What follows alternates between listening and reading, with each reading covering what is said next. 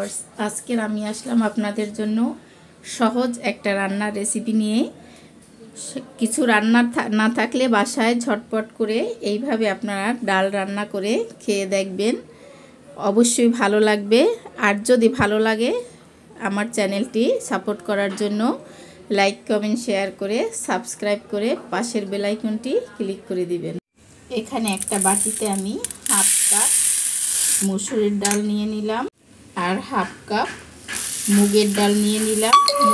মুগের ডালটা কিন্তু আমি হালকা করে ভেজে নিয়েছি। ডালটা এখন আমি ভালো করে পরিষ্কার পানি দিয়ে কয়েকবার ধুয়ে নিচ্ছি। এখানে আমি একটা কড়াই বসিয়ে কড়াইতে আমি 3 টেবিল চামচ পর্যন্ত সয়াবিন তেল দিয়ে দিলাম। পেঁয়াজ দিলাম, পেঁয়াজ কুচি কিছুটা।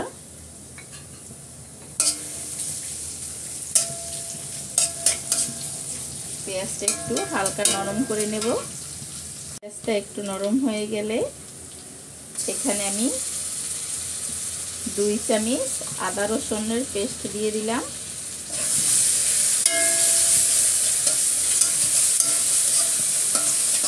একটু নেড়ে চেড়ে হালকা একটু কষিয়ে নিচ্ছি। লবণ দিয়ে দিলাম পরিমাণ মতো।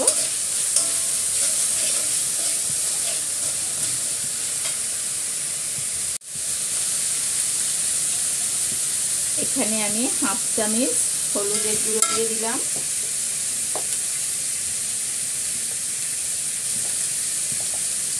এক চামচ মরিচের গুঁড়ো দিয়ে দিলাম। হাফ চামচ জিরের গুঁড়ো আর হাফ চামচ ধনিয়ার গুঁড়ো দিয়ে দিলাম। একটু পানি দিয়ে আমি ভালো করে কষিয়ে নিচ্ছি।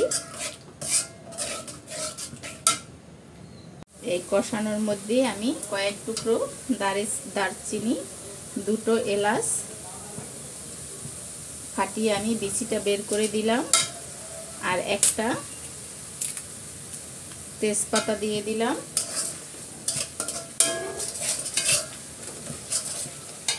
আমি ভালো করে মশলাটা কষিয়ে নিচ্ছি।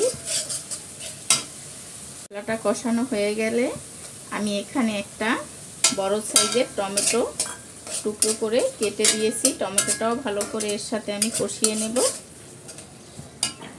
টমেটোটাও কিন্তু কষানো হয়ে গেছে, টমেটোটা গলে গেছে অনেকটা। এখন এর সাথে যে ডালটা আমি ধুয়ে রেখেছিলাম সেই সম্পূর্ণ ডালটা আমি ঢেলে দিচ্ছি আর ডালটা সুন্দর মতো মশলার সাথে কষিয়ে নিচ্ছি।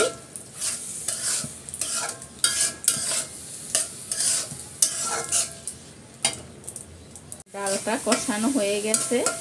এখন এখানে আমি পানি দিয়ে দিলাম পরিমাণ মতো। এখন আমি এটা ঢেকে রান্না করব সেদ্ধ হওয়া পর্যন্ত। এখানে আমি 2টো সেদ্ধ ডিম নিয়েছি। ডিম 2টো আমি এভাবে কেটে নিলাম। কেটে আমি কুসুমটা আলাদা বের করে নিচ্ছি।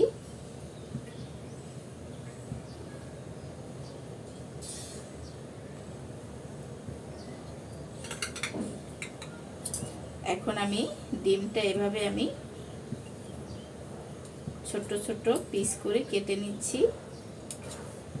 এখানে দেখেন ডালটা সম্পূর্ণ ফুটতে শুরু করেছে। এখন এখানে আমি 4টে কাঁচামরিচ খালি করে দিয়ে দিলাম। এখানে দেখেন ডালটা সেদ্ধ হয়ে গেছে প্রায়। এখন আমি এখানে একটা ডিমের কুসুম এর সাথে মিক্স করে দিচ্ছি।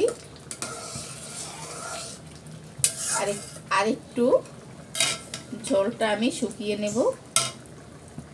এখানে আরেকটা চুলায় আমি কড়াই বসিয়ে আমি কিছুটা তেল দিয়ে দিচ্ছি। তেলটা গরম হয়ে গেলে এখানে আমি পেঁয়াজ কুচি দিয়ে দিলাম আর দিয়ে দিলাম রসুন কুচি। এটা আমি একটু ভেজে নিচ্ছি। এখানে আমি পেঁয়াজের সাথে 3টা শুকনো মরিচ দিয়ে দিলাম আর শুকনো মরিচটা ভালো করে আমি এর সাথে ভেজে নিচ্ছি। কিন্তু পেঁয়াজটা মোটামুটি ভাজা হয়ে গেছে। এখন যে ডিম কেটে রেখেছিলাম সেই ডিমগুলো আমি পেঁয়াজের সাথে দিয়ে একটু ভেজে নিচ্ছি। এখানে আমি সামান্য গোটা জিরে দিয়ে দিচ্ছি, এর সাথে একটু তেলে নিচ্ছি। সম্পূর্ণ ভাজা হয়ে গেছে। এখন আমি এখানে চুলায় পাতিলটা আবার এই সাইড থেকে বসিয়ে দিলাম, আর এই সম্পূর্ণ ডিম আর পেঁয়াজটা ঢেলে বাগার দিয়ে নিচ্ছি। নেড়ে চেড়ে সুন্দর মতো মিক্স করে নিচ্ছি আমি। যে দেখেন ডালটা কিন্তু এভাবে ঘন হয়েছে আর গোটা গোটা রয়েছে একটু। আমার ডালটা রান্না করা হয়ে গেছে। আমি এখন চুলাটা অফ করে দিয়ে চুলা থেকে নামিয়ে নিচ্ছি। এই যে দেখেন আমার ডালটা পুরো রান্না হয়ে গেছে। আমি একটু কুসুমটা কেটে একটু ডেকোরেশন করে দিচ্ছি।